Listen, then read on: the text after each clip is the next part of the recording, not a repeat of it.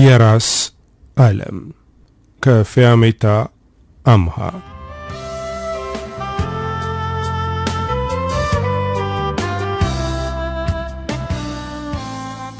ትምህርት በጣም በወድም እዚህ ኮሌጅ የመማር ፍላጎት አልነበረኝም። እህቴ እዚህ ለመማር ስለመረጠች ብቻ እኔም እዚህ ኮሌጅ እንድማር ተደረገ። ከክላስ ወጣ አንድ ነገር እያሰብኩ ነበር። ሌላ ኮሌጅ ለመማር አባቴን እንዴት ማሳመን እንዳለብኝ እያብሰለሰልኩ። እህቴ ነፂ በድንጋጤ እየተርበተበተች ቶሎ ነይ አንቺ ልታስቆሚው ትችያለሽ ብላ እጄን እየጎተተች ለማለቅ ጥቂት ወደ ቀረው ፎቅ ይዛኝ ሄደች። ሙሉ የኮሌጅ ተማሪና መምህራኖች ወደ ፎቁ አንጋጠው እየተመለከቱ በሐዘኔታና በፍርሃት ይጮኻሉ። የመጨረሻው ፎቅ ላይ ቆመው ለመወርወር እየተዘጋጀ ያለውን ሰው አውቀዋለሁ። በድንጋጤ የምናገረው ጠፋብኝ። ነፂ እባክሽ አንቺ አናግሪው እያለችኝ ነው። እኔ ግን አልቻልኩም። በድንጋጤ አንደበቴ ታስሯል። ወዲያው እየተምዘገዘገ ሲወርድ አየሁት። ፊት ለፊቴ ተፈጠፈጠ። ደሙ ሙሉ ፊቴን አለበሰው።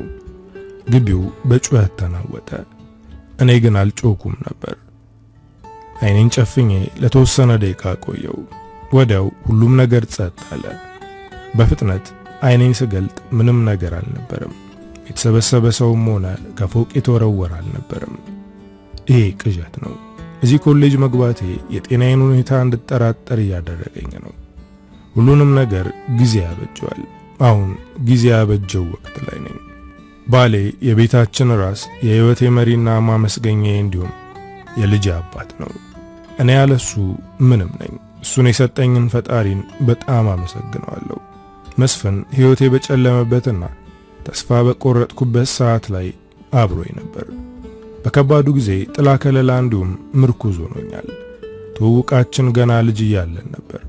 እናቱ የሞተች ቀን አባቴ ወደኛ ቤት ይዞት መጣ። ለተወሰነ ቀን ማለትም አባቱ ከሐዘኑ እስከሚጽናና መስፍን ከኛ ጋር ነበር። የምንማረውም አንድ ትምህርት ቤት ውስጥ እንደነበር ያወቅኩት ከዛ ጊዜ በኋላ ነው።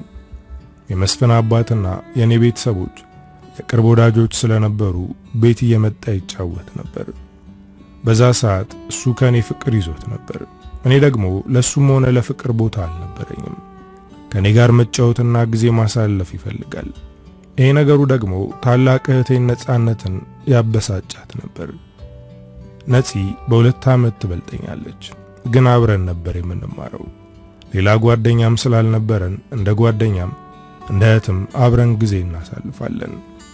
መስፍን ከሷ በላይ እኔን መቅረቡ በጣም ያበሳጫታል። ሁልጊዜም ይጣላሉ። እኔ በማልኖርበት ሰዓት ያለምንም ጸብ ይጫወታሉ። ያኔ ምንም አይገባኝም ነበር። በኋላ ላይ ግን እነሱ የሚጣሉበት ምክንያት እኔ እንደሆንኩኝ ማስተዋል ጀመርኩ። አንድ ጊዜ ሁለቱ ሲያወሩ ሰማቸው። ከዚህ በኋላ ከኔ ጋር ብቻ እንድትጫወት ነው የምፈልገው፣ እምቢ የምትል ከሆነ ግን ወደኛ ቤት እንዳትመጣ አደርጋለሁ አለችው። እህቴ ይህንን የተናገረችው እኔና መስፍን ስንጫወት እሷን ችላ ስለምንላት መስሎኝ ነበር። እሱም ካንቺም ከድልም ጋር እጫወታለሁ አላት በሚያሳዝን አንደበት። እህቴ ምንም ያክል ብታስፈራራው ከኔ ጋር መሆኑን አላስቆመችውም። ቀስ በቀስ እኔና እሷ እንደ ጠላት መታየት ጀመርን። እህቴና እኔ ባንስማማም እሷ እኔ ላይ ኃይለኛ ብትሆንብኝም በጣም ነበር የምወዳት። ጮህባታለሁ፣ ሰድባታለሁ። እንደ ታናሽነቴ ውሸት አቃጥሬ በአባቴ ያስቆጣት ነበር፣ ግን አልጨክንባትም። አባቴ ሊገርፋት ሲነሳ እግሩ ላይ ወድቄ ለምነዋለሁ። እያደግን ስንመጣ መጣላት ብቻ ሳይሆን ሚስጥር መደባበቅ ጀመርን።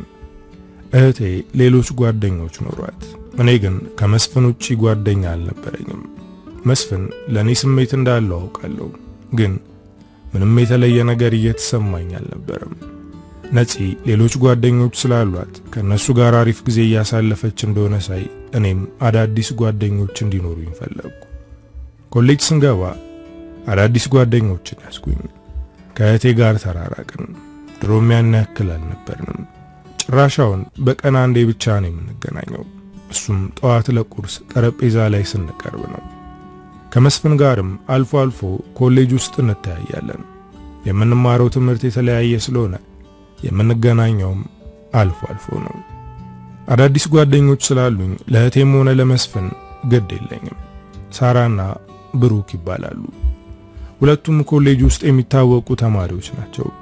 በጣም ጎበዝና አራዳ እንዲሁም ዘናጭ የሚባሉ ናቸው። ከነሱ ጋር ጓደኛ የሆንኩት እህቴን ለማናደድና ለማስቀናት ነበር። ስቀርባቸው ግን በጣም ጥሩ ጓደኞቹ ነው አገኘኋቸው። ጓደኛ መያዜ እህቴን አላበሳጫትም፣ መስፍንን ግን እያናደደው ነው። እሱን ችላ ብዬ ከብሩክና ከሳራ ጋር በመሆኔ ይበሳጫል። ጭራሽ ብሩክ እንደሚወደኝ ሲሰማ ሊያብድ ደረሰ። ብሩክ ምንም ሳያደርገው ሊደበድበው ይገለገል ነበር። እሱ ምን አደረገ? ለምንድነው እንደዚህ የምትሆነው ብዬ እሱን በሰው ፊት ስናገረው ይበልጥ ይበሳጫል። እሱን ከኔ ያስበለጥሽው? እኔ እኮ የረጅም ዓመት ጓደኛሽ ነኝ አለ። እኔም በተማሪዎቹ ፊት ረጅም ዓመት በመተዋወቅ ሳይሆን ቶሎ ልብ ውስጥ በገባ ነው። ስለዚህ ከብሩክ ጋር ለመፎካከር አትሞክር አልኩት። መስፍን እያስያዘኝ ነው። እሱን ለማናደድ እያልኩኝ ከብሩክ ጋር ይበልጥ መቀራረብ ጀመርኩ። አብረን ሆነን ሳይን ወጣ ያሉ ነገሮችን አደርግ ነበር። ይሄ ነገር ብሩክን ይበልጥ ወደኔ እንዲሳብ ያደረገው ነው። ለብሩክ የማሳየው ባህሪ መስፍንን ለማናደድ እንደሆነ የገባት ሳራ ተረጋግተሽ በደንብ አስቢ፣ ብሩኬ ላይ የምታደርጊው ነገር ጥሩ አይደለም አለችኝ። እኔም ላለመሸነፍና እሷ የተናገረችው ነገር ትክክል እንዳልሆነ ለማሳየት ብዬ ንግግሯን ወደ ሌላ ነገር ቀየርኩባት። ምን ነው ብሩክን ተወጂዋለሽ እንዴ ስላት ደነገጠች። ብሩክ የልብ ጓደኛዬ ብቻ ሳይሆን እንደ ወንድሜ የማየው ሰው ነው።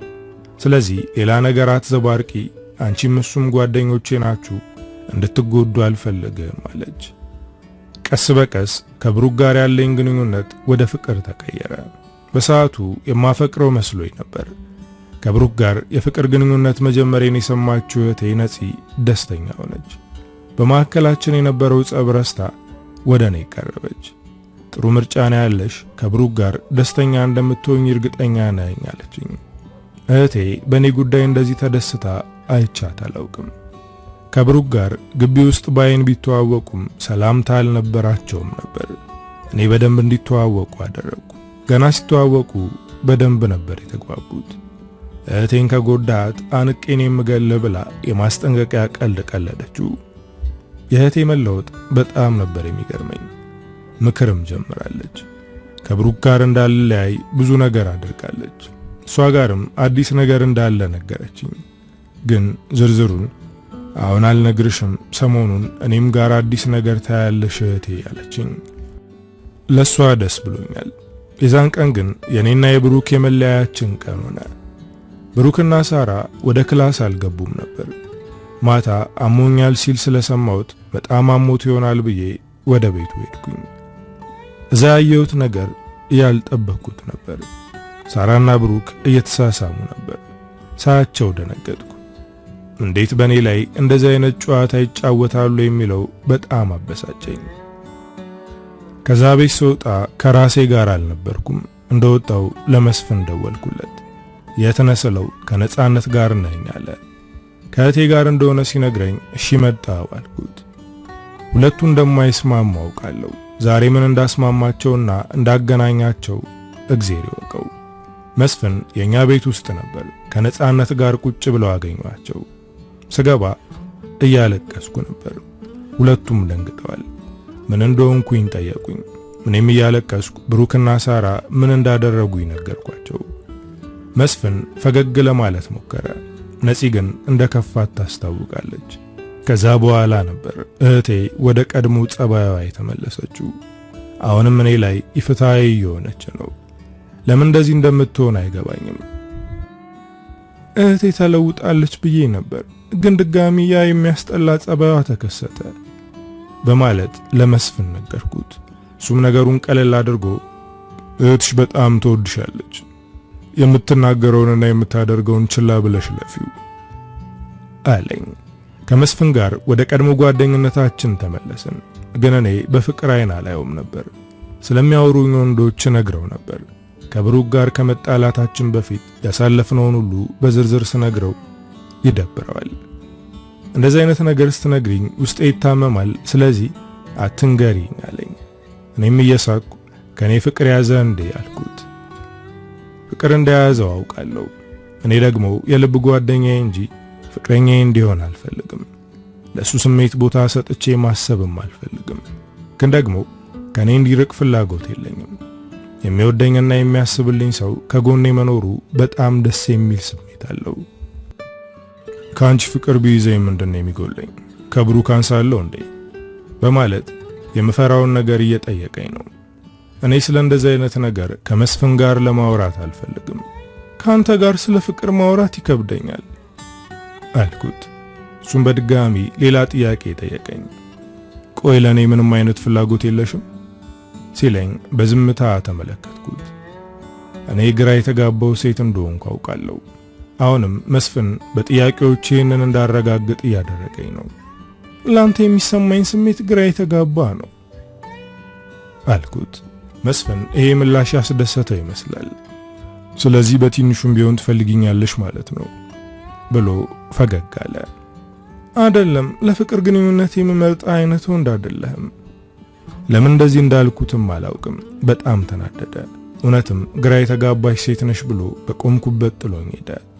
የፈለገውን ተናግሮ ከኔ ቀድሞ መሄዱ አበሳጨኝ። ከዚህ በኋላ እሱን ማየት አልፈልግም። እንዲህ ለምነኛ አደርገዋለሁ። ይቅር በይኝ ብሎ እግሬ ስር ይወድቃል ብዬ በመስፍን ላይ እየዛትኩ ወደ ቤት ሄድኩኝ። ቤት ስገባ ቤተሰቦቼ በጭንቀት ተወጥረው አገኟቸው። ምን እንደተፈጠረ ስጠይቅ አባቴ ችግር ውስጥ እንደገባ ሰማው። አለቃው ቢሮ ውስጥ ተገሎ እንደተገኘና ለመጨረሻ ጊዜ ወደ አለቃው ቢሮ የገባው አባዬ ብቻ ስለሆነ ሁሉም ሰው እሱ እንደገደለው አምኗል። ፖሊሶች ሊይዙት እየመጡ እንደሆነ ተነገረኝ። በጣም ደነገጥኩ። ለምን ፖሊሶቹ ከመምጣታቸው በፊት ከዚያ አጠፋም አልኩት። አባቴ አይኖቼን እያየ እኔ ወንጀለኛ አይደለሁም፣ አልገደልኩትም፣ ስለዚህ አልደበቅም አለኝ። አባቴን አምናለሁ። ንጹህ እንደሆነ አይኖቹ ይናገራሉ። ንጽህና እስከሚረጋገጥ ያስሩሃል፣ ስለዚህ ተደበቅ። የመስፍን አባት ብዙ የሚያውቃቸው ሰዎች አሉ፣ እሱ ያግዘናል ብለውም አባቴ ግን አልሰማለ። እህቴና እናቴም በጣም ተጨንቀዋል። ከትንሽ ቆይታ በኋላ ፖሊሶች ቤታችንን አንኳኩ። አባቴን በካቴና አስረው ሲወስዱት እያለቀስኩ ነበር። እናቴም እህቴም ደንግጠው ስለነበር ምን እንደሚደረግ አላወቁም። እኔ ግን ራሴን አረጋግቼ አባቴን ለመርዳት አሰብኩኝ። ወዲያው ለመስፍን አባት ደወልኩለት። አባቴ እንደታሰረና ጠበቃ እንደሚያስፈልገው፣ ስለዚህ እሱ እንዲረዳን ጠየቅኩት። እሱም እንደሚረዳው ነገረኝ። የመስፍን አባት በዚህ ሰዓት አለውላችሁ በማለቱ በጣም ደስ ብሎኛል።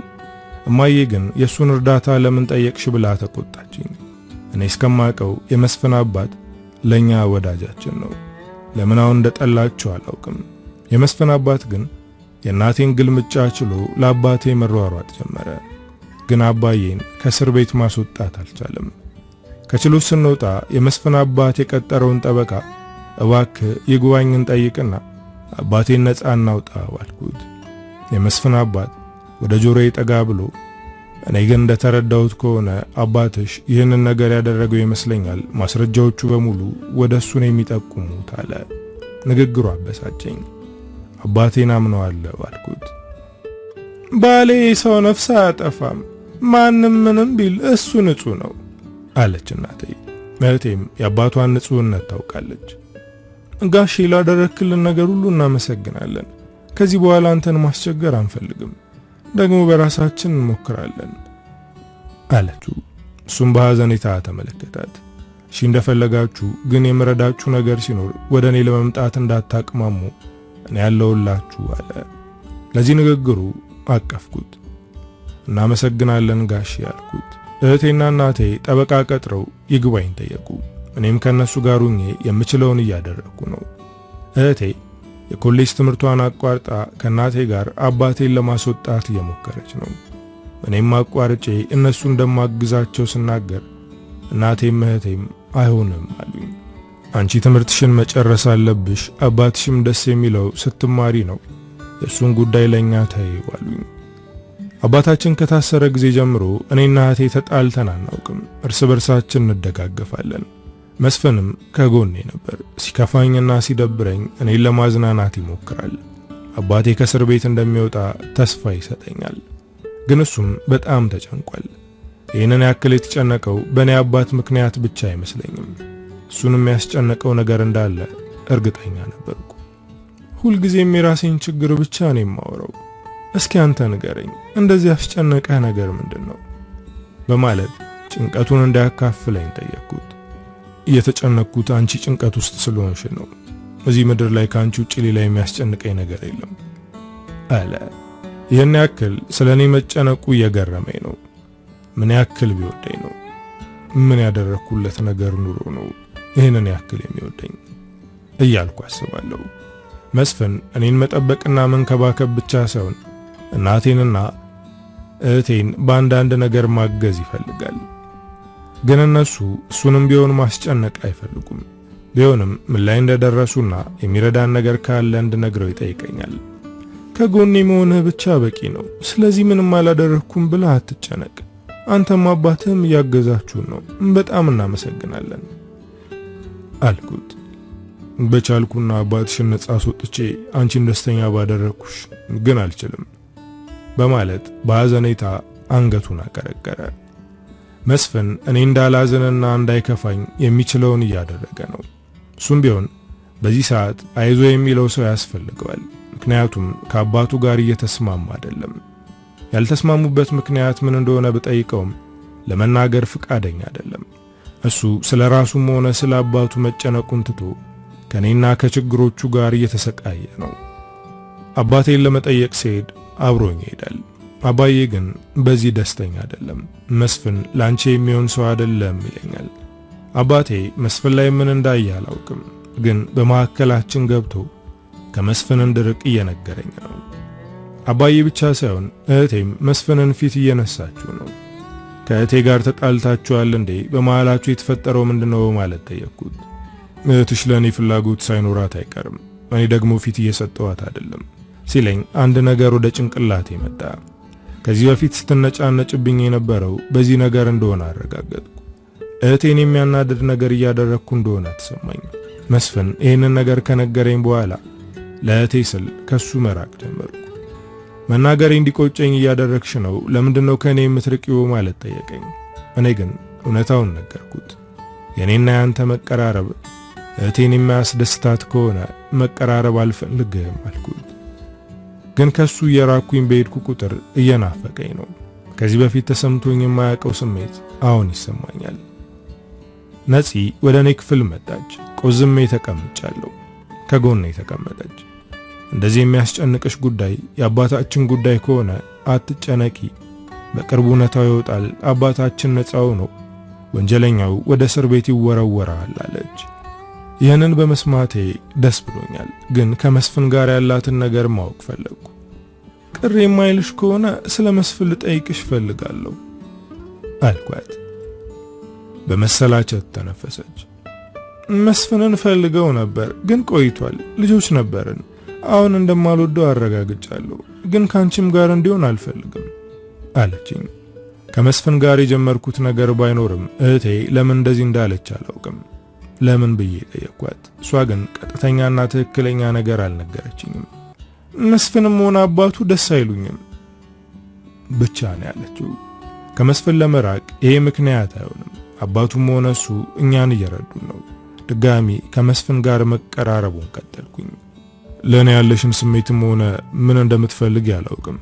ከኔ ጋር ነሽ ስልሽ ትርቂኛለሽ፣ ርቃለች ስል ደግሞ ትመጫለሽ አለ። ደግሞም እውነቱን ነው። ሕይወቴ ላይም ሆነ በዙሪያዬ ላለ ነገር ምንም ግድ የለኝም። ማለትም ግራ የተጋባ አመለካከትና ሕይወት ነው ያለኝ። አቋም የለኝም። የውሳኔ ሰውም አይደለሁም። በዛ ላይ ለመስፍን የፍቅር ስሜት ይኑረኛ አይኑረኛ አላውቅም። ስለዚህ መስፍን እኔ ላይ ቢማረርም አልፈርድበትም። እያወራን እያለ ድንገት ዛሬ ማታ ከኔ ጋር ነው የምታመሽው አለኝ። ለምንድነው ካንተ ጋር የማመሸው ማለት ጠየቅኩት። እራት ልጋብዝሽ እፈልጋለሁ፣ ስለዚህ ዛሬ ወደ ቤት አትሄጂም ብሎ ትዕዛዝ በመሰለ አነጋገር ተናገረ። እኔ ግን አልተስማማውም። ቀድመ መናገር ነበረብህ። እሱ ብቻም ሳይሆን ከኔ ጋር እራት እንብላ ብለህ ስርዓት ባለው አነጋገር ነው እንጂ መጠየቅ ያለብህ። በደፈናው ከኔ ጋር ነው የምታመሹው ብለህ ትዕዛዝ ማድረግ አልነበረብም ስለው ለስለስ ባለ አንደበት በጣም ይቅርታ፣ ጥሩ ሁኔታ ላይ አይደለሁም። እናም ዛሬ ወደ ቤት መሄድ አልፈልግም። ካንቺ ጋር ማምሸት ነው የምፈልገው አለ። አነጋገሩ በጣም ያሳዝናል። በዛ ላይ ስላለበት ሁኔታ አንድም ቀን ተናግሮ ስለማያውቅ ቀዝቀዝ አልኩኝ። ሻብረና መሻለን ስለው ደስ ብሎታል፣ ግን ምን እንደሆነ አላውቅም። አይኖቹም ባዝለዋል። ለምንድነው ጥርስ ፈገግ ብሎ እያለ አይኖችም ባያዘሉት በማለት ጠየቅኩት። ከኔ ጋር ራት ልትወጪ ስለሆነ ደስ ብሎኝ ነው። ይህንን ቀን ስጠብቀው ነበር አለ። ከኔ ጋር ራት መብላት እንደዚህ በደስታ የሚያስለህ ከኔ ጋር ራት መብላት እንደዚህ በደስታ የሚያስለቅስ አልመሰለኝም ነበር። እጁን ይዤ ይሄን ያክል ልብ ውስጥ ቦታ አለኝ ማለት ነው በማለት ጠየቅኩት። ሙሉ ልቤ አንቺ ነው፣ ላንቺ ስል ሞታለሁ አለ። የማየውና የምሰማው ነገር ፊልም እየመሰለኝ ነው። መስፍን እንደዚህ አይነት የፍቅር ቃላትን የሚናገር አይመስለኝም ነበር።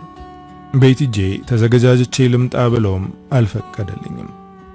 አዲስ ልብስ ለበሽም አልለበሽም፣ ጸጉሩሽ ተስተካከለም አልተስተካከለም ለኔ ልዩነት የለውም፣ ስለዚህ ወደ ቤት መሄድ አይጠበቅብሽም አለኝ። ቀን ሙሉ አብረን ነበር ያልነው፣ ግን ውስጤ እየተረበሸ ነበር። ለምን እንደሚረበሽ አላውቅም፣ ግን ልቤን አፍኖ የያዘኝ ነገር አለ። ወደ ቤት ብሄድ ደስ ይለኝ ነበር፣ ግን ደግሞ ለመስፍን ቃል ገብቻለሁ። አብረን ራት እንበላለን ስለው የደስታ ሲቃ ሲተናነቀው አይቻለሁ። ስለዚህ እንደምንም እዚሁ መቆየት አለብኝ። አመሻሽ ላይ ወደ ትልቅ ሬስቶራንት ወሰደኝ። ምግብና የሚጠጣ አዘዘን። ይህ ሰዓት ቶሎ አልቆ ወደ ቤት የምንሄድበት ሰዓት እስኪደርስ ቸኩያለሁ። እየተጨነቅሽ ትመስያለሽ፣ ምን ነው ቤቱ አልተመቸሽም እንዴ ብሎ ጠየቀኝ። ቤቱን እንደተመቸኝ ነገርኩት፣ ግን ልቤን እየጨነቀኝ ነው አልኩት። መስፍን አሁንም የሚያየኝ አስተያየት የተለየ ነው።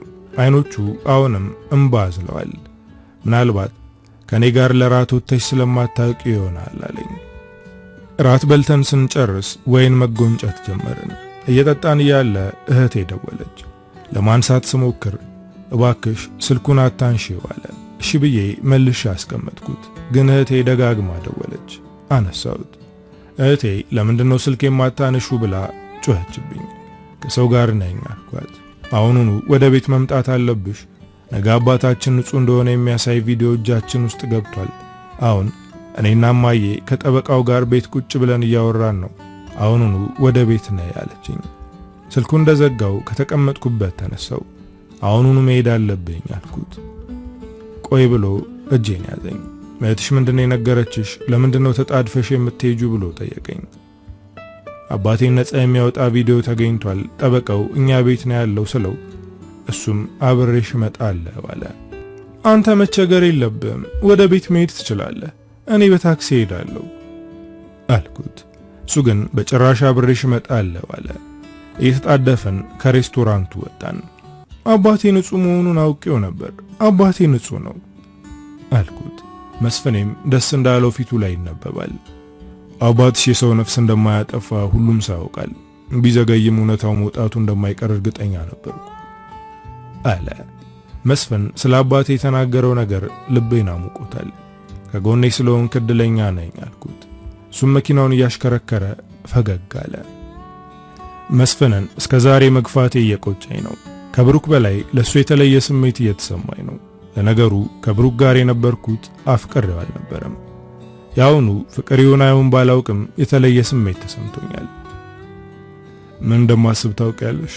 ከዚህ አካባቢ ይዤሽ መጥፋት አለ። ለምን ከዚህ ይዘኸኝ ትጠፋለህ? ለምን እስከምንወዳቸው ሰዎች እንርቃለን? በማለት በግርም ተጠየቅኩት። እኔ እንጃ፣ ግን እንዳላጣሽ በጣም እፈራለሁ። የእውነትም ፍርሃት ውስጥ መሆኑ ያስታውቃል። ግን ለምን ይህን ያክል እንደፈራ አልገባኝም። በፍርሃት የምንወዳቸውን ሰዎች ትተን መሄዳችን ዕጣ ፈንታችንን አይለውጠውም። የትም ብንሄድ የሚከተለን ሕይወት አለ አልኩት። አሁን ቤት ቶሎ መድረስ ስላለብኝ መኪናውን እንዲያፈጥነው ነገርኩት። ወደኛ ሰፈር መገንጠያ ጋር ስንደርስ በዚህ ምሽት ሰዎች ይተራመሳሉ። የፖሊስና የእሳት አደጋ መኪናዎች እያለፉ ነው። ውስጤ ደነገጠ። ምን እንደተፈጠረ አላውቅም፣ ግን ሰውነቴ እየተንቀጠቀጠ ነው። አልፈን የኛ ቤት አካባቢ ስንደርስ ባየሁት ነገር ይበልጥ ደነገጥኩ። መስፍን መኪናውን ሲያቆመው ከመኪናው መውረድ አልቻልኩም። ሰውነቴ የኔ አይመስለኝም። ተወልጄ ያደግኩበት ትልቅ ቤት ወደ አመድነት ተቀይሯል። መስፍን ወርዶ በሩን ከፍቶ እንደወርድ አደረገኝ። ወደ ቤተሰቦቼ ውሰደኝ፣ እነሱን ማየት ፈልጋለሁ አልኩት። እሱም እሺ እዚህ ጠብቂኝ፣ የት እንደሆኑ አይቼ ልምጣ ብሎ ወደ ፖሊሶቹ ተጠጋ። ተመልሶ እስኪመጣ አላስቻለኝም። እየተንቀጠቀጥኩ ወደ እነሱ ሄድኩኝ። ፖሊሱ ለመስፍን ትክክለኛ መረጃ እየሰጠው ስላልሆነ እኔ ጠየቅኩት። መደል እባላለሁ፣ የዚህ ቤት ሁለተኛ ልጅ ነኝ። ቤተሰቦቼን ማየት ፈልጋለሁ። እናቴና እህቴ ቤት ውስጥ ነበሩ አልኩት። ፖሊሱ በሐዘኔታ ተመለከተኝ። ውስጥ የነበሩትን ሰዎች ማዳን አልተቻለም። ውስጥ የነበሩ 2 ሰዎች ሞተዋል አለ። ጉልበቴ ቀጥ ብሎ መቆም ስላልቻለ ቁጭ አልኩኝ። ወደዚህ ከመምጣቴ በፊት እህቴን አውርቻታለሁ፣ ግን አሁን በሕይወት እንደሌለች እየነገረችኝ ነው። ያቺ ሰዓት ለእኔ በጣም ከባድ ነበረች፣ ግን መስፍን ከጎኔ ነበር። ሐዘኔን አብሮ አዘነ፣ አብሮኝ አልቅሶ፣ አብሮኝ ተሰቃይቷል። ይህንን ነገር አባቴ እስር ቤት ሆኖ ነበር የሰማው። አባቴ ከባድ ሐዘን ውስጥ ነበር። እሱን እንኳን ከእስር ቤት ማስወጣት አልቻልኩም። ለመጨረሻ ጊዜ ከእህቴ ጋር ሳወራ በስልክ ነገረችኝ አባቴን ነፃ የሚያወጣ ቪዲዮ በእጇ እንደገባና ጠበቃውም ከነሱ ጋር እንደነበር ነው። ግን እኔና መስፍን ጠበቃውን ብንፈልገውም ማግኘት አልቻልንም። የዛ ቀን ከቤት እንደወጣ እንዳልተመለሰ ተነገረኝ። ሙቷል እንዳለል የተገኘው የተቃጠለ አስክሬን የ2 ሰው ብቻ ነው። ስለዚህ ያ ጠበቃ መሰወሩ አንድ ነገር እንድጠራጠር አድርጎኛል። እሳቱን ያስነሳው እሱ ቢሆንስ ወይም ደግሞ ከአባቴ መታሰር ጀርባ ያሉ ሰዎች ይዘውት ቢሆንስ ብዬ እያሰብኩ ነው። መስፍኔ ጠበቃውን ለማግኘት የሚችለውን አድርጓል። ሌላ ከባድ ሐዘን ገጠመኝ። አባቴ በሐዘን ምክንያት እዛው እስር ቤት ራሱን አጠፋ። ነፃነቱን አጥብቆ ሲፈልግ የነበረው አባቴ የመኖር ተስፋ አልነበረውም። ይሄ ለኔ ከባድ ነበር። ባንዴ ሙሉ ቤተሰቤን አጣው። ከዚህ በኋላ መኖር አያጓጓኝም አልኩኝ። ከአንዴም ሁለቴ ራሴን ለማጥፋት ሞክሬ ነበር፣ ግን በመስፍን ምክንያት ተረፍኩ። እኔ ኮሌጅ ትምህርቴን አቋርጬ የነ መስፍን ቤት ነው የምኖረው። እሱም ትምህርቱን አቋርጦ እኔን ሲጠብቅ ይውላል። እንደ ሕፃን ነበር የሚንከባከበኝ። ለራሱም ለኔም በጣም ያስባል። ይሄ ነገሩ ደግሞ እያስጨነቀኝ ነው። እኔም ብቻ ሳይሆን አባቱም የልጁ ሁኔታ አሳስቦታል። መስፍን ቤት በማይኖርበት ሰዓት አባቱ ወደ እኔ መጥቶ ያወራኛል። ልጄ ትምህርቱን አቋርጧል፣ ስራም እየሰራ አይደለም፣ ካንቺ ውጪ ስለምንም ነገር እያሰበ አይደለም፣ ይሄ ነገር እያስጨነቀኝ ነው አለ። አባት ነውና ስለ ልጁ መጨነቁ ተገቢ ነው። ትምህርቱ እንዳያቋርጥ ነግሬው ነበር፣ ግን እሱ አልሰማኝም አልኩት። አንቺ ላይ የተለየ ያየው ነገር ምን እንደሆነ አልገባኝም። ካላንቺ ሴት ማየት አይፈልግም እኮ አለ። ምንም መናገር አልቻልኩም። ምንም ቢሆን አሁን ያለሁት የዚህ ሰውዬ ቤት ነው። በዛ ላይ የመስፍን አባት ነው። መስፍኔን ማስቀየም አልፈልግም፣ ግን ይህ ሰው ከወራቶች በፊት በጣም የሚያከብረኝ ሰው ነበር።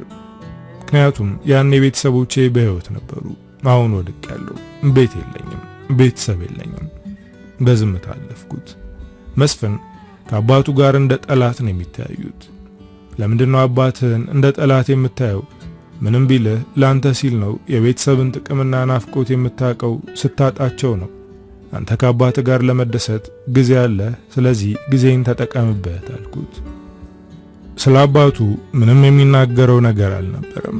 መስፍን ከአባቱ ጋር መስራቱን ትቶ እኔ ማስተካከል የነበረብኝን ነገር እየሰራ ነው። በየቦታው ያሉትን ሱቆች የት እንዳሉና እኔ እንዴት መቆጣጠር እንዳለብኝ እያስተካከለ ነው። አሁን ሁሉንም ነገር እያስተካከልኩ ነው። ስጨርስ ሱቆቹን ሄደሽ ታያቸዋለሽ፣ የተከራዩትንም ሰዎች ታናግሪያለሽ አለ። እሺ ላደረክልኝ ነገር አመሰግናለሁ፣ ግን ከዚህ በኋላ እዚህ መቀመጥ የለብኝም። የእናንተ ሸክም መሆን አልፈልግም አልኩት። አንቺ ለኔ ሸክም ሆነሽ አታውቂም። እስከፈለግሽው ጊዜ እዚህ ተቀመጪ፣ ነገሮችን አስተካክለን የተቃጠለው ቤት ድጋሚ ይሰራል አለ። መስፍን ከአቅሜ በላይ የሆነብኝ ነው። ፈጣሪ ያለ ምክንያት ወደ ህይወቴ አላመጣውም።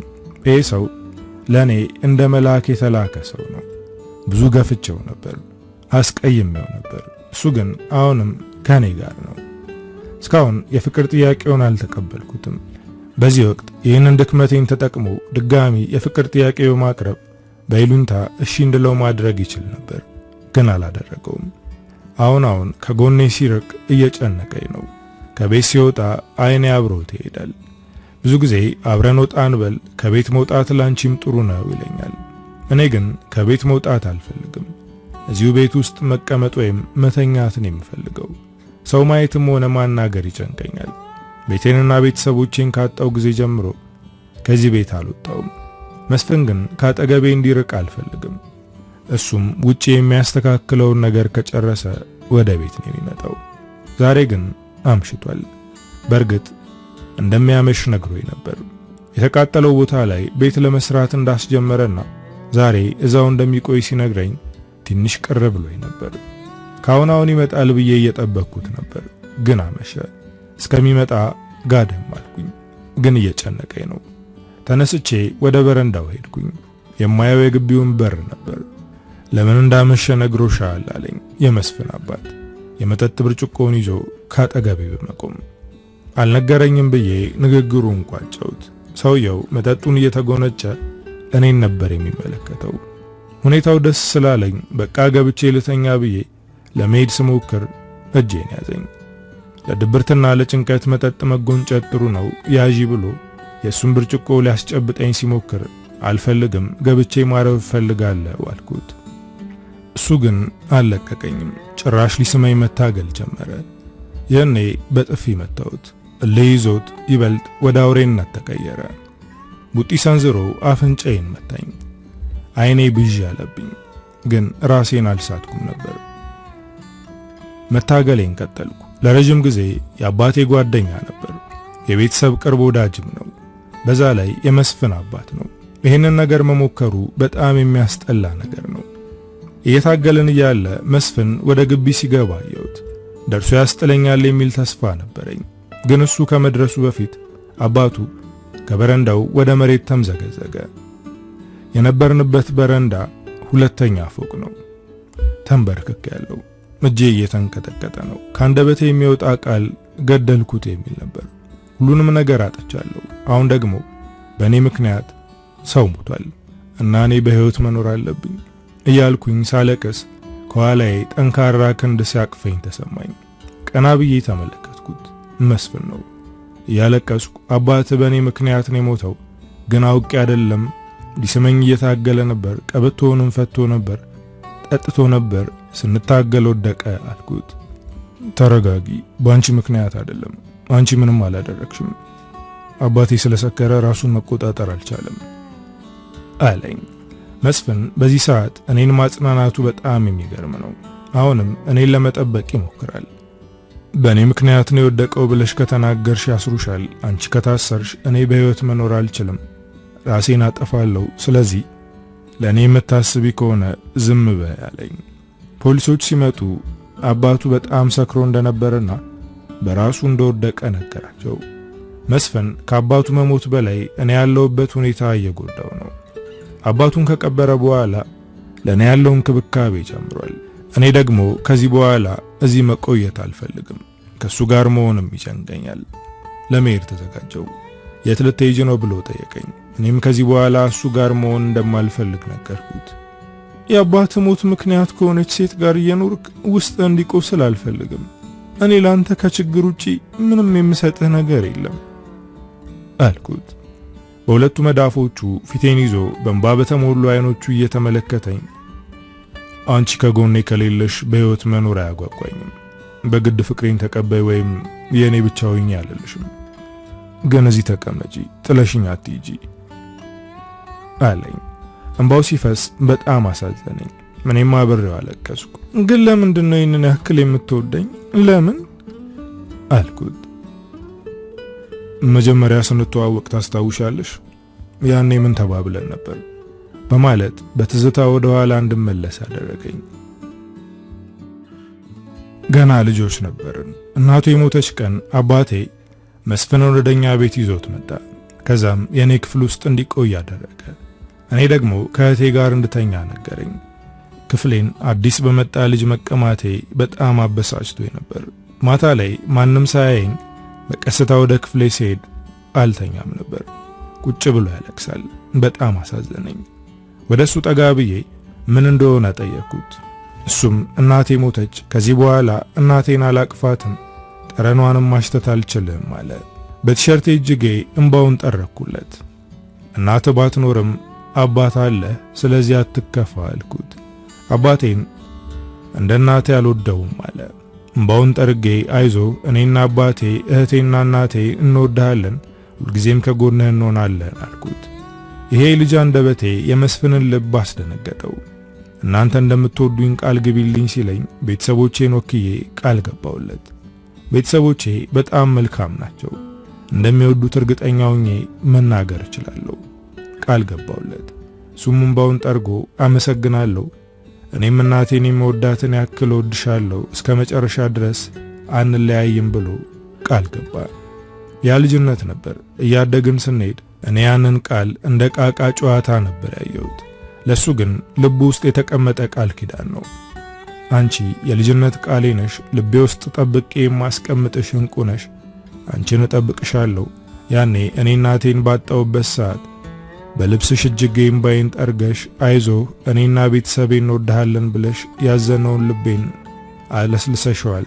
አሁን ደግሞ የኔ ተራ ነው፣ እባክሽ አትሂጂ ብሎ ለመነኝ። ለመስፍን እርግጠኛ የሆነ ስሜት የተሰማኝ በዚህ ቅጽበት ነበር። እኔም ባየህ ቁጥር የአባትህ ሞት ትዝ አይልህም ብዬ ጠየቅኩት። እሱም ሲቃ እየተናነቀው አይለኝም፣ አይኖችሽ ከአይኖቼ ሲርቁ ነው የምረበሸው አለ። ስለዚህ አግባኝና ሚስትህ ልሁን፣ ቤተሰቤ ሁን፣ በመዳፎች ፈውሰኝ ስለው ከንፈሩ ከከንፈሬ ላይ አረፈ። ለረጅም ሰዓት የደስታ እንባ ሲያነባ ነበር። የሱ መደሰት ለኔም ደስታ ሆነ። እኔና መስፍን ተጋባን። የተቃጠለውን ቤት መልሰን ሰራ ነው። ወንድ ልጅም ወለድን። ስራ እየሰራው ነው፣ እሱም ይሰራል። ብዙ ነገር አጥቻለሁ፣ አዝኜም ነበር። እሱ ከዛ ሁሉ ነገር አውጥቶ አሁን ደስተኛ ሴት አድርጎኛል። የሥራ ባልደረቦቼና ጓደኞቼ የሆኑት ቤቲና ርብቃ እንደ መስፍን አይነት ባል ስላለኝ እድለኛ ነሽ ይሉኛል። እኔም በዚህ እስማማለሁ። በጣም እድለኛ ነኝ። ከሥራ ተመልሼ ከልጄና ከባሌ ጋር የማሳልፈው ጊዜ በጣም ደስ የሚልና በጉጉት የምጠብቀው ነው። ዛሬም እንደተለመደው ወደ ቤት በፍጥነት ስገባ መስፍን ከሥራ አልተመለሰም ነበር። ምናልባት ሥራ በዝቶበት ይሆናል ብዬ ጠበቅኩት። እሱ ግን በጣም አምሽቶ ነበር። ሲመጣ በጣም ሰክሯል። እንዳይወድቅ ደገፍኩት። ሚስቴ በጣም ነው የምወድሽ እያለ ስካር ባኮላተፈው አንደበቱ ፍቅሩን ይገልጽልኛል። ያለ ወትሮ እንደዚህ ሆኖ መምጣቱ አስደነገጠኝ። የሆነ ነገር እያስጨነቀው እንደነበር ሰሞኑን አስተውያለሁ። እንደውም ምን ሆነ ነው ብዬ ጠይቄው ነበር። የሥራ ጉዳይ አስጨነቀኝ ነው አታስብ ያለ። እኔም በእኔና ባንተ መካከል ምንም የተደበቀ ነገር መኖር የለበትም፣ ችግር ካለ ተባብረን እንፈተዋለን፣ ብቻህን አትጨነቅ ብየው ነበር። እሱ ግን ሊነግረኝ ፍቃደኛ አልነበረም። ዛሬ ግን ጭንቀቱ ከአቅሙ በላይ ስለሆነበት ሲጠጣ መሸ። አሁን ጨርቁ ነው መጣ። አስተኛውት። እኔ ግን ባሌ ያስጨነቀው ነገር ምን ይሆን እያልኩኝ በመጨነቅ ሌሊቱ ነጋ። ጠዋት ተነስቼ ቁርስ አዘጋጅቼ ወደ መኝታ ክፍሉ ወሰድኩለት። ማታ ስላስቸገርኩ ይቅርታ፣ ከዚህ በኋላ አይደገምም አለኝ። አዎ ስካር ላንተ የሚመጥን ነገር አይደለም፣ ስለዚህ ከዚህ በኋላ አስብበት አልኩት። ያልነገረኝ የሚያስጨንቀው ነገር እንዳለ እርግጠኛ ነኝ፣ ግን ራሱ እስከሚነግረኝ እጠብቀዋለሁ። ዛሬ ልጃችን ልደት ነው አልኩት። እኔ ነኝ ያስታወስኩት እንጂ እሱ ረስቶት ነበር። ባሌን ያስጨነቀው ነገር ከባድ ነገር ነው እንጂ በቀላሉ የልጁን ልደት አይረሳም ነበር። የልጃችንን የልደት ፕሮግራም እንደተለመደው ሞቅ እያደረገን ነው። በዙሪያችን ያሉ የቅርብ ሰዎች ጠርተናል። ልጄም ጓደኞቹ ስለመጡ ደስ ብሎታል።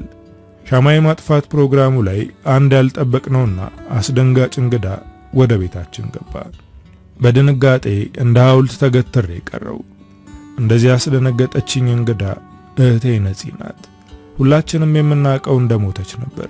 ከ5 ዓመት በኋላ መጣች። ራሴን ለመሳት ተንገዳገድኩ። ጓደኞቼ ይዘው እንድቀመጥ አደረጉ። ነፂ እያለቀሰች ወደ እኔ ተጠጋች። በቀስታ ነካዋት። መንፈስ አይደለችም፣ የእውነት በአካል ነው የመጣችው። የእውነት አንቺ ነሽ? የት ነበርሽ? ለምን እስከ ዛሬ አልመጣሽም? ብዬ ጠየቅኳት። መምጣት አልቻልኩም፣ ጥሩ ሁኔታ ላይ አልነበርኩም።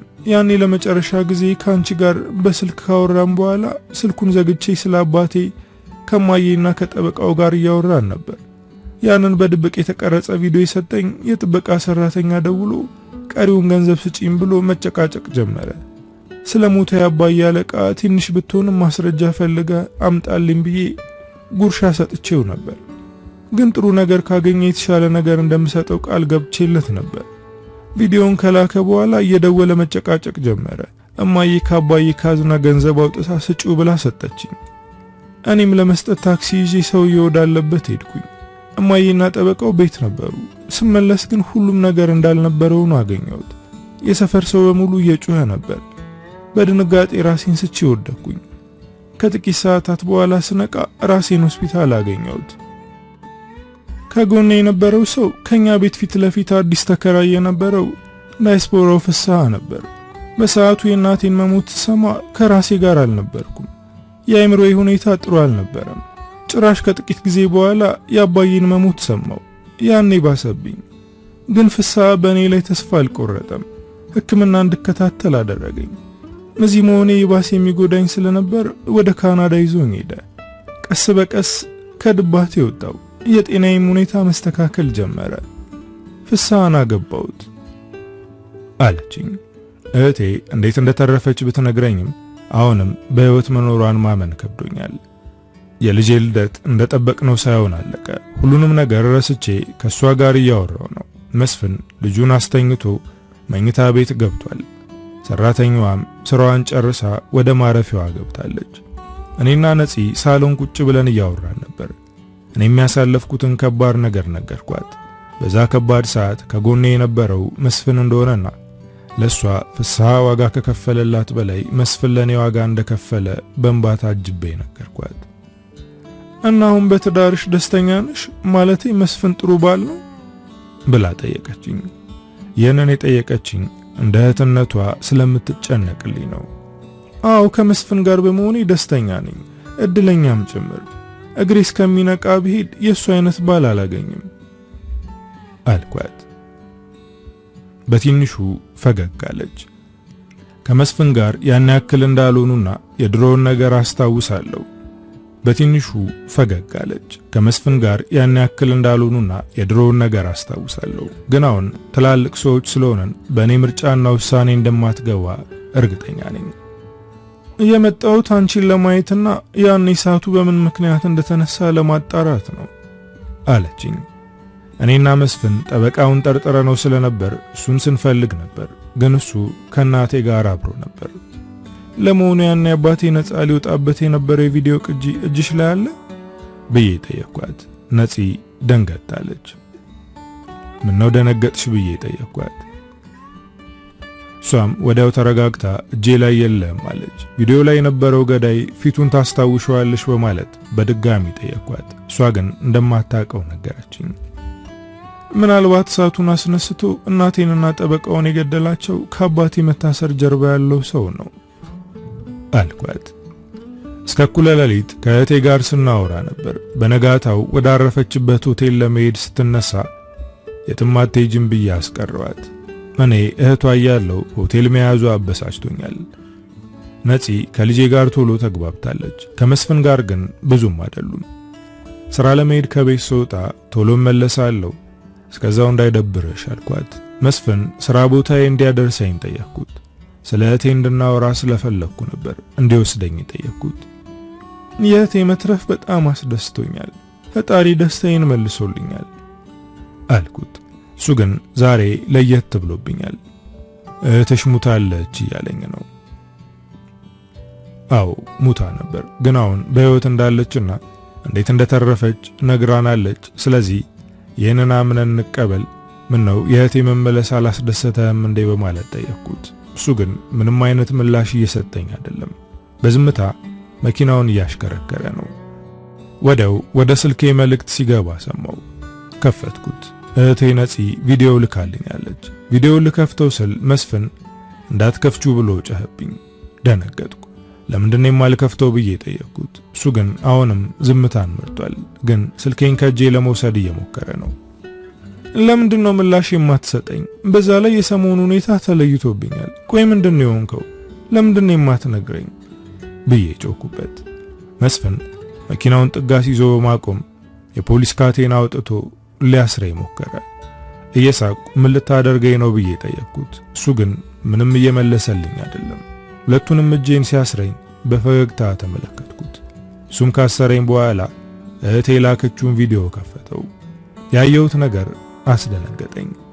የአባዬን አለቃ የገደለው ራሱ መስፍን ነው። ቪዲዮ ላይ ቁልጭ ብሎ ይታያል። እያለቀስኩ ለምን ገደልከው ብዬ ጠየቅኩት። እሱም አባቴ ያዘውኝ ነው፣ ሰውየውን የማልገለው ከሆነ አንቺን እንደሚገልሽ አስፈራራኝ አለ። እያለቀስኩ እሳቱንም ያስነሳው አንተ ነህ በማለት በፍርሃትና በሐዘኔታ ተውጬ ጠየቅኩት። እሱም በሚያስፈራ ፈገግታ እየተመለከተኝ አዎ እኔ ነኝ ብሎ ልቤን ሰባበረው። አሁን ግን ምንም ማብራሪያ አልጠየቅኩትም። እያለቀስኩ ነበር። ዝም በይ አታልቅሽ እያለ መጮህ ጀመረ። መስፍን ባንዴ ወደ አውሬነት ተቀይሯል። እንደዚህ እንደሆነ ያደረግሽኝ አንቺ ነሽ፣ መጥፎ ሰው ያደረግሽኝና በራሴ ላይ ተስፋ እንድቆርጥ አድርገሽኛል ብሎ በንዴት እየጮኸ አፈጠጠብኝ። አስረ ምን ልታደርገኝ ነው? እኔንም ልትገለኝ ነው ስለው አንገቴን አንቆ ያዘኝ። ትንፋሽ እያጠረኝ ነበር። አንቺን መግደል አልችልም። አንቺን ከምገል ራሴን መግደል እመርጣለሁ። አልገልሽም ብሎ ለቀቀኝ። ያ ሁሉ ፍቅርና እንክብካቤ የውሸት ነበር ማለት ነው ብዬ ስጠይቀው ወደ ጆሮዬ ጠጋ ብሎ መድኃኒትሽን በአግባቡ የማትወስጂ ከሆነ መድኃኒትሽም እባክሽ እኛንም ራስሽንም አትጉጂ አለኝ። ምን እያለ እንደሆነ አልገባኝም። መስፍን ይህንን ከተናገረ በኋላ በፈገግታ እየተመለከተኝ ከመኪናው ወረደ። እኔን አስሮ የት ነው የሚሄደው? በፍርሃት ተመለከትኩት። ጎንበስ ብሎ በመኪናው መስታወት ተመለከተኝ። አሁንም ፈገግ እንዳለ ነው። ብዙ ተሰቃይተሻል፣ በራሴ መንገድ ቀጥቼሻለሁ፣ አሁን የኔ መሄጃ ሰዓት ነው ብሎ ፊት ለፊት አይኔ ያየ በፍጥነት የሚሄድ መኪና ውስጥ ገባ። በድንጋጤ እየጮኩ ነበር። መስፍን አታደርገው፣ ይቅርልሃለሁ እባክህ እያልኩኝ በልመና ስጮ ነበር። ወዲያው ራሴን ሳትኩ። አይኔን ስገልጥ እግርና እጄ በሰንሰለት ታስሯል።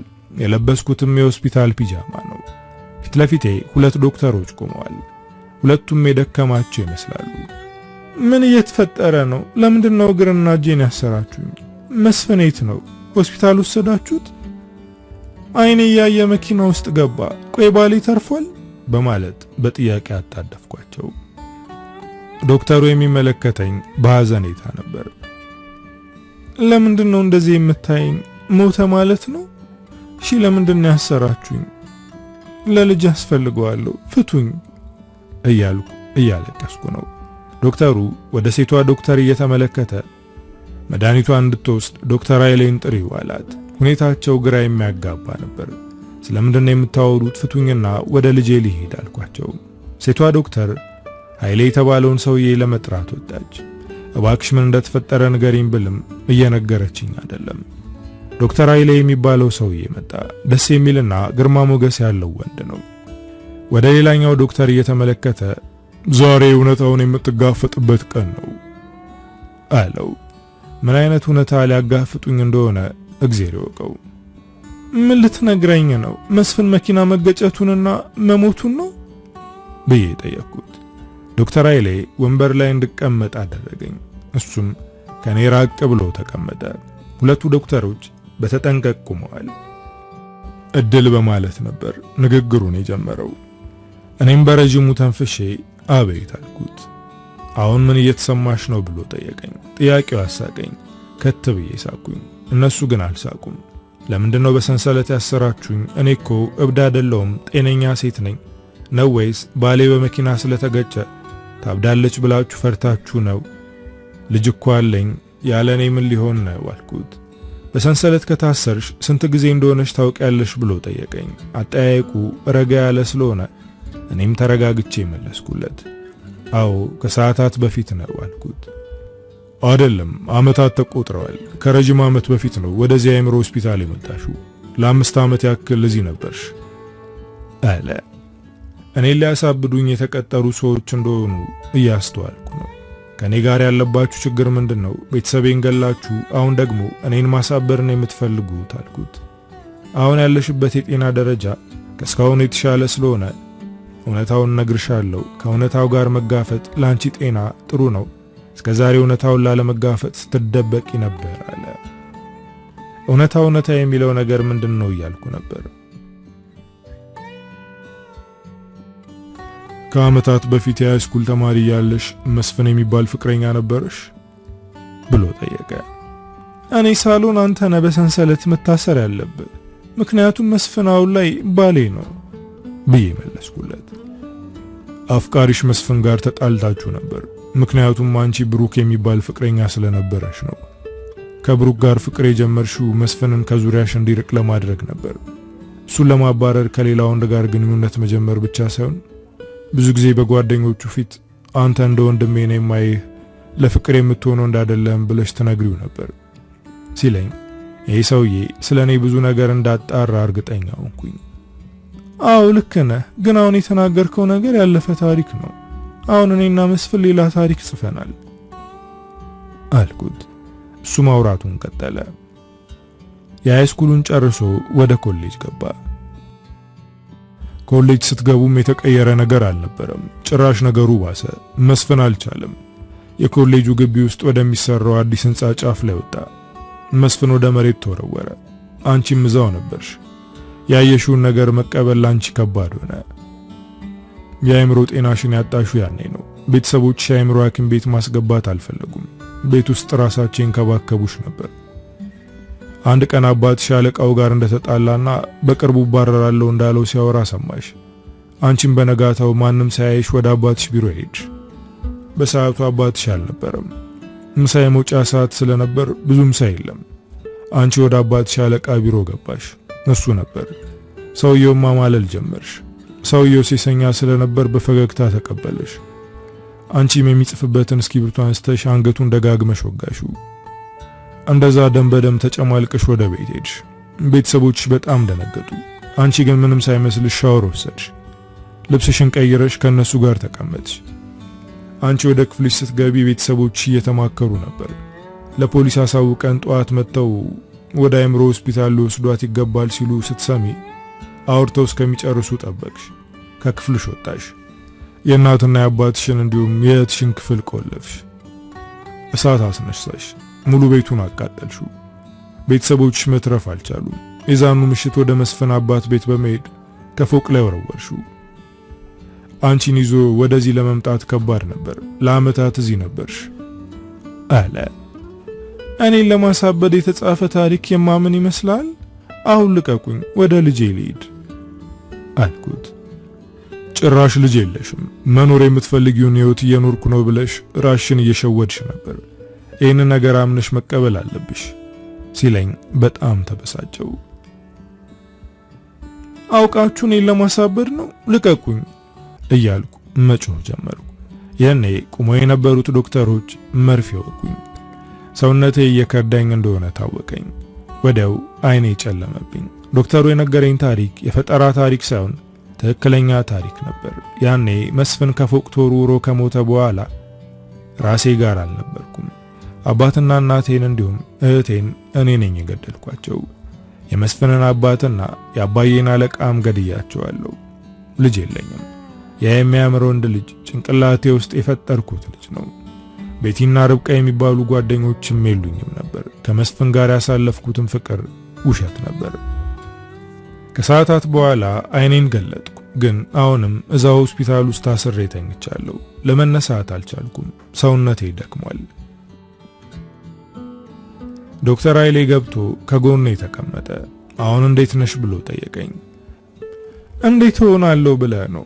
እየኖርኩት የነበረው ህይወት ውሸትና ያልነበረ እንደሆነ ሰምቼ ደህና የሚሆን ይመስላል። ቤተሰቤንና ሌላ ሰው ገድያለሁ። ራሴንም አሰቃይቻለሁ እና ከዚህ በኋላ መኖር የሚገባኝ ይመስላል ዶክተር በማለት ጠየቅኩት። እኔ ሳወራ እንባ ተናነቀው። ለዓመታት ስከታተልሽ የነበርኩት እኔ ነበርኩ። ብዙ ዶክተሮች እንደማትድኝ ሲነግሩኝ እኔ ግን ተስፋ ነበረኝ። አሁን እንደዚህ በስራ ስታወሪኝ እንባይን መቆጣጠር ከበደኝ አለ። ይህንን ሰውዬ ካለ ዛሬ አይቼው አላውቅም። እሱ ግን ለዓመታት እየተከታተለኝ እንደነበር እየነገረኝ ነው። ከዚህ በኋላ ራስሽን የምትክሽበት ጊዜ ነው፣ ከጎንሽ ሆኜ አግዝሻለሁ አለኝ። እኔ ግን እውነታውን ለመቀበል ከብዶኛል። ልቤ በሐዘን ደምቷል። ዶክተሩ ተስፋ እንዳልቆርጥና ከዚህ በኋላ አዲስ ሕይወት እንደምኖር ይነግረኛል። መጽሐፎችን እንዳነብ ያመጣልኛል። ከኔ ጋር ለረጅም ሰዓታት ያወራል። እኔ ድኜ ከዚህ እንደወጣ የሚችለውን እያደረገ ነው። እኔም አሁን ላይ የመኖርና አዲስ መንገድ የመጀመር ፍላጎቴ ጨምሯል። አንዳንዴ እየኖርን ነው ብለን የምናስበው ሕይወት ቅዠት ሆኖ እናገኘዋለን። እኔም ከእውነታው ለመደበቅ ሆስፒታል በሰንሰለት ታስሬ መኖሬን ሳላውቅ የራሴን ታሪክ ፈጥሬ እውነት አስመስዬ እየኖርኩ ነበር። አሁን ወደ ትክክለኛውና ወደ እውነታው ተመልሻለሁ። ከዚህ በኋላ የሚጠብቀኝ ሕይወት ካሳለፍኩት የበለጠ ከባድ እንደሚሆንብኝ አውቃለሁ፣ ግን ደግሞ እጋፈጠዋለሁ። ምክንያቱም እውነታውን ሸሽቼ የውሸት ዓለም ፈጥሬ ከምኖር ከእውነታው ጋር ብታገል የተሻለ ነገር ነው። አበቃው። ከፊያሜታ አምሃ።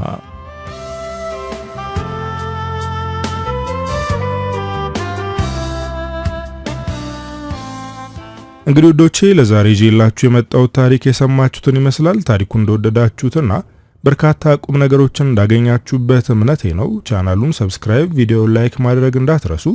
በቀጣይ በሌላ ስራ እስክንገናኝ ሀገራችንን ሰላም ያደርግልን። ቻው።